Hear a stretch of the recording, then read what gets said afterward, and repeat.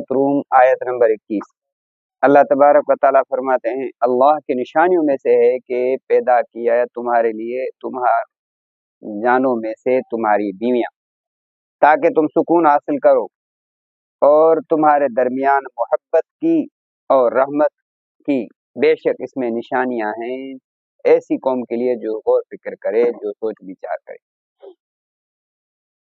इस आयत में अल्लाह तबारक व तआला ने बताया कि तुम में से ही तुम्हारे लिए बीवियां पैदा की गई, अजवाज पैदा की गई, जोड़े बनाए गए।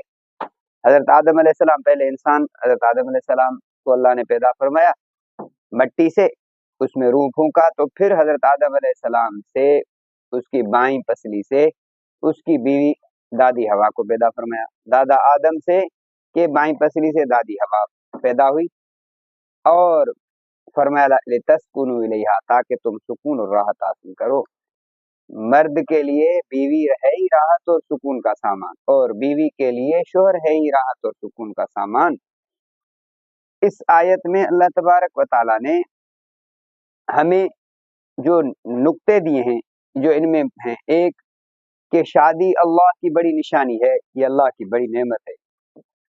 एक दूसरा कि मियाँ बीवी एक दूसरे के लिए सुकून का जरिया है, सबब है। तीसरा, अल्लाह की तरफ से मियाँ बीवी में जो मोहब्बत डाली गई है वो जबरदस्ती नहीं डाली जा सकती। अल्लाह की तरफ से मवद्दा, कल्बी मोहब्बत, दिली जो ताल्लुक है वो अल्लाह की तरफ से दिया गया।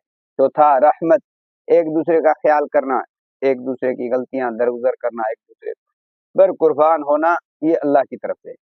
पांचवा, जो कौम, जो लोग अकल वाले हैं उनके लिए है कि वो अपना अकल इस्तेमाल करें कि अल्लाह ने अपने निज़ाम को इस शादी के जरिए से कैसे इंसानों में बढ़ाया। ये अल्लाह का कुदरती निज़ाम है। ये अगर सोच विचार वालों के लिए और फिक्र वालों के लिए